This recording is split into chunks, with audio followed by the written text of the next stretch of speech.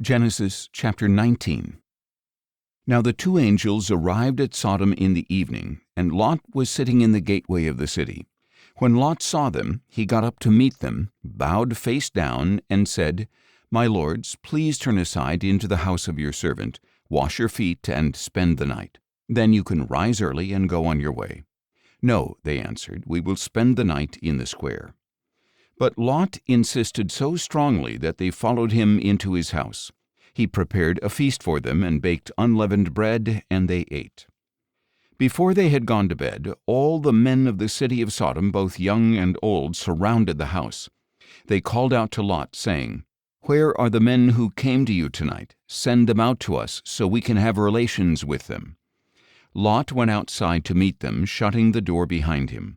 "Please, my brothers," he pleaded, "don't do such a wicked thing.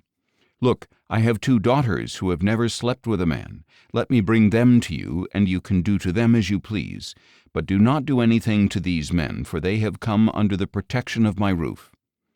"Get out of the way," they replied, and they declared, "This one came here as a foreigner, and he is already acting like a judge. Now we will treat you worse than them."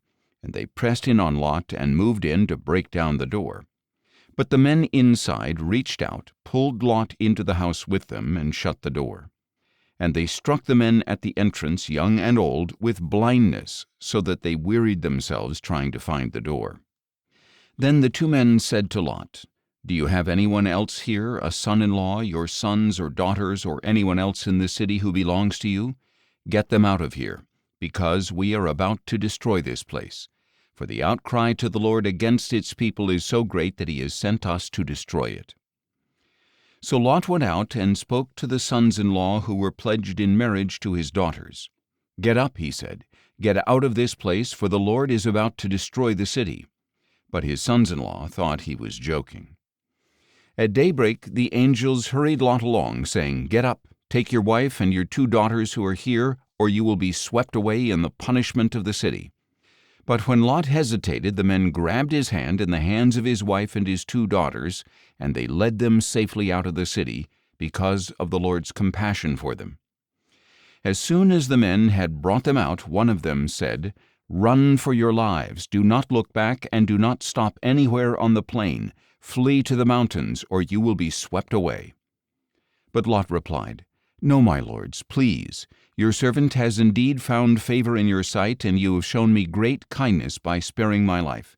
But I cannot run to the mountains. The disaster will overtake me, and I will die.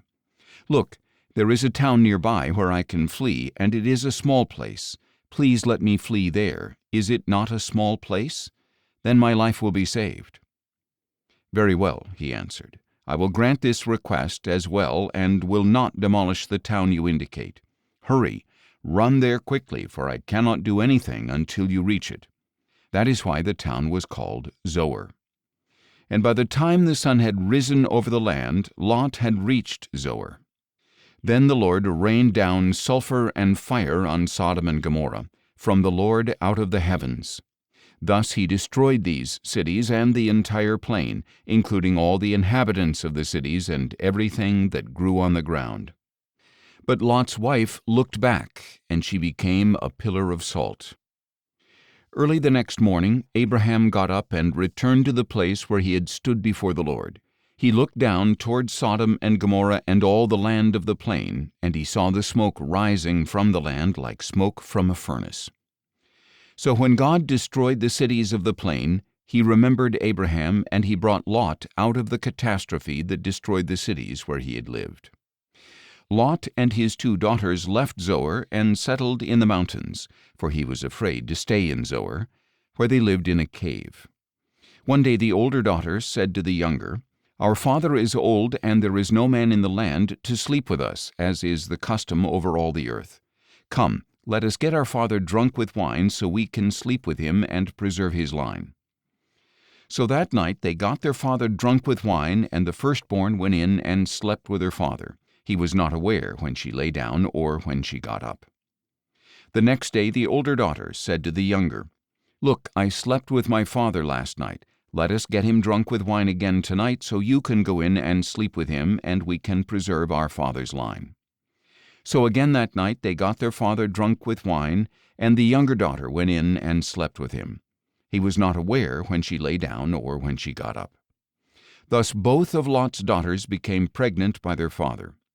The older daughter gave birth to a son and named him Moab. He is the father of the Moabites of today. The younger daughter also gave birth to a son, and she named him Ben-Ammi. He is the father of the Ammonites of today.